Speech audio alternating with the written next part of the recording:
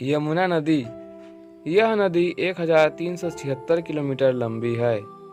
यमुना नदी को भारत की अति पवित्र नदी माना जाता है। यह गंगा नदी की सबसे बड़ी सहायक नदी है, जो कि यमुनोत्री नामक जगह से निकलती है और प्रयाग में जाकर गंगा नदी से मिल जाती है। प्रयाग में यमुना नदी एक विशाल नदी के रूप में प्रकट होती है और वहाँ के ऐतिहासिक किले के निकट गंगा नदी में मिल जाती है। ब्रज की संस्कृति में यमुना नदी का बहुत ही महत्वपूर्ण स्थान रहा है। यमुना का उद्गम स्थल हिमालय के हिमाच्छादित पर्वत बंदरपूछ, जिसकी ऊंचाई लगभग 6200 मीटर है, के पास कालीन पर्वत है, जिसके कारण इसे कालिंदी भी कहा जाता है।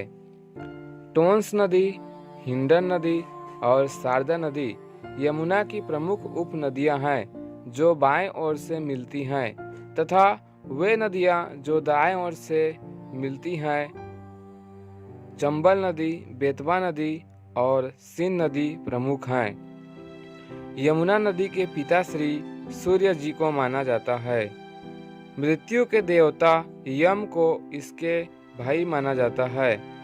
भगवान श्री कृष्ण इसके पति स्वीकार किए गए हैं। जहाँ श्री कृष्ण जी को ब्रज संस्कृति के जनक कहे जाते हैं, वहीं यमुना को इसकी जननी माना जाता है।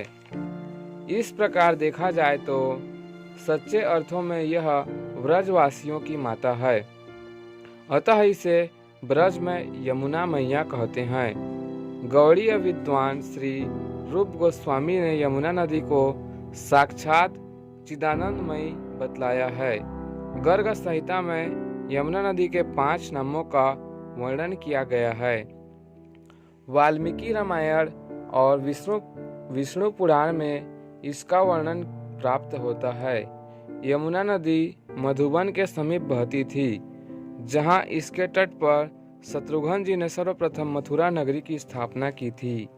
कृष्ण काल में यमुना नदी का प्रवाह कटरा केशव देव के निकट था। वर्तमान में इस नदी के किनारे दिल्ली और आगरा के अतिरिक्त इटावा, हमीरपुर और प्रयाग प्रमुख नगर हैं।